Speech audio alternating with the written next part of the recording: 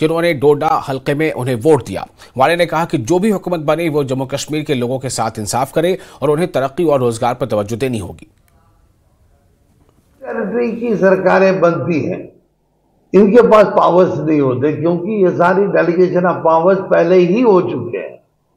ये lieutenant governor साहब को दिए गए, यहां किसी को एसएचओ करने की पावर, ट्रांसफर करने की पावर नहीं होगी। कोई निजाम में कोई भी आएगा, अगर एसएचओ की पोस्टिंग और ट्रांसफर करनी होगी वो नहीं कर सके।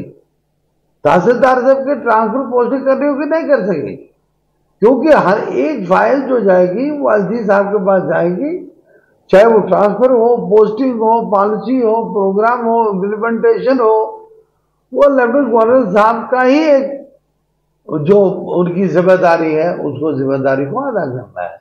अब सरकार अगर बनती है, सरकार का क्या तरीकाकार होगा ये मैं नहीं जानता, उनको उनकी सोच क्या होगी। सरकार बनेगी इन्हीं दिनों में, 2-4 दिनों में बन जाएगी, उनका एक रोल होगा। लेकिन मेरा यही होगा सरकार से कि सरकार बेरोजगारी की तरफ ध्यान दे, सरकार मुश्किलात लोगों के हल करे। 10 साल के बाद इलेक्शन हुए हैं रियासत जम्मू कश्मीर में और यूनियन टेरिटरी में इलेक्शन हुए हैं। लोगों ने इस बार क्या है, भरोसा किया है जो सरकार चुन के आएगी उसके ऊपर बहुत बड़ी जिम्मेदारी होगी, छोटी जिम्मेदारी नहीं होगी। इस जिम्मेदारी को निभाने के लिए उनको रात दिन करनी पड़ेगी।